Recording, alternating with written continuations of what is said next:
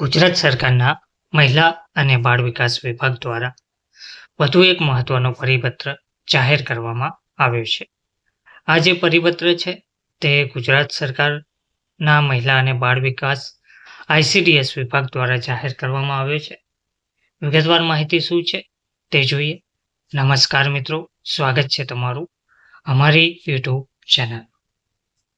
મિત્રો, IT section plan હેઠળ multimedia પ્રોજેક્ટની ખરીદી માટેની grant Gujarat state financial services limited GSFS ખાતે તારીખ 30/6/2026 સુધી પાસ કરવા બાબતે ગુજરાત સરકારના મહિલા અને બાળ વિકાસ ICDS વિભાગ દ્વારા પરિપત્ર જાહેર કરવામાં આવ્યો છે.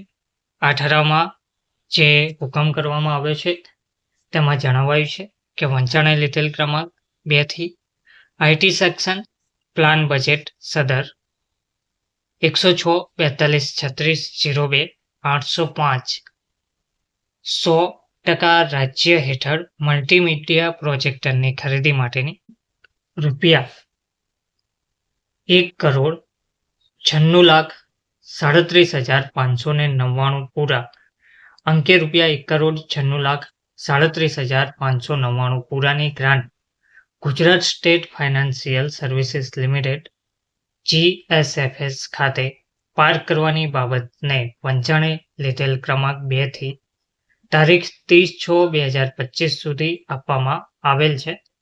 ત્યારબાદ વંચાણે લીધેલ ક્રમાંકથી તારીખ 31/3/2026 સુધી લંબાવવાની મંજૂરી આપવામાં આવેલ હતી, જેની મુદત લંબાવીને નીચેની શરતોને આધીન તારીખ 30/6/2026 સુધી પાર્ક કરવાની મંજૂરી આપવામાં આવે છે.